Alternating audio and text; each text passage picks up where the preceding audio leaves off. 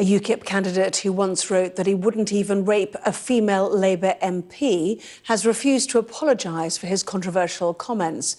Carl Benjamin took to Twitter 3 years ago, but today, as he now attempts to be elected as an MEP, his past and the threat posed by Nigel Farage's new Brexit party dominated attention at an event designed to sell UKIP to voters. Our political correspondent Kate McCann reports. UKIP, the party that many credit with delivering the Brexit referendum. But what happens when Nigel Farage, one of the most charismatic political leaders in recent times, leaves to start a new movement based on the same idea?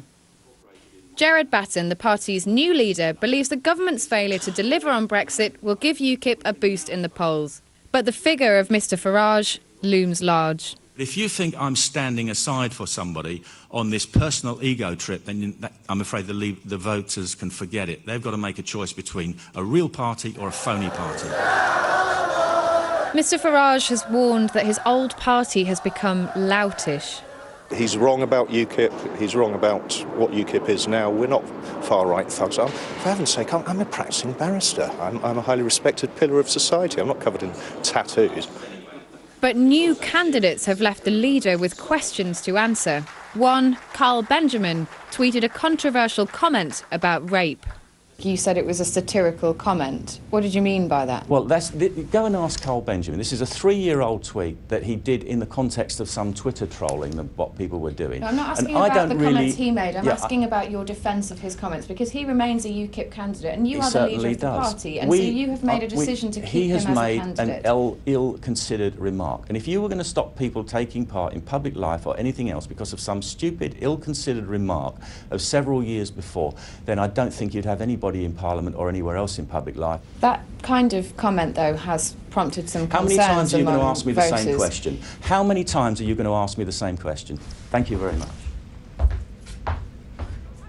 UKIP needs to hold on to votes in its heartlands like Thanet if it hopes to see off the threat from Mr Farage's new party, already ahead in the polls. It says it offers more than just Brexit, but the EU election slogan, "Tell them again," is focused on that vote, and questions about new candidates just won't go away.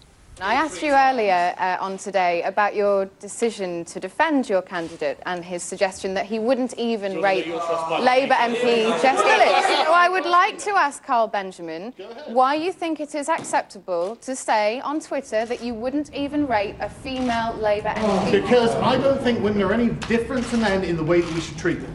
Unlike the establishment, unlike our judges who literally say, if you were a man, I would have sent you to jail, I think we should treat women the same as men. And that means if a woman is being a giant and laughing at male suicide, I'm going to be a giant back to her. Any questions? So it's acceptable? Yes! It is acceptable to joke about raping a woman? 100% deal with it. Now we're going to do something revolutionary. There's no doubt that a party pledging to get on with Brexit will win votes. The question is UKIP still the clear choice?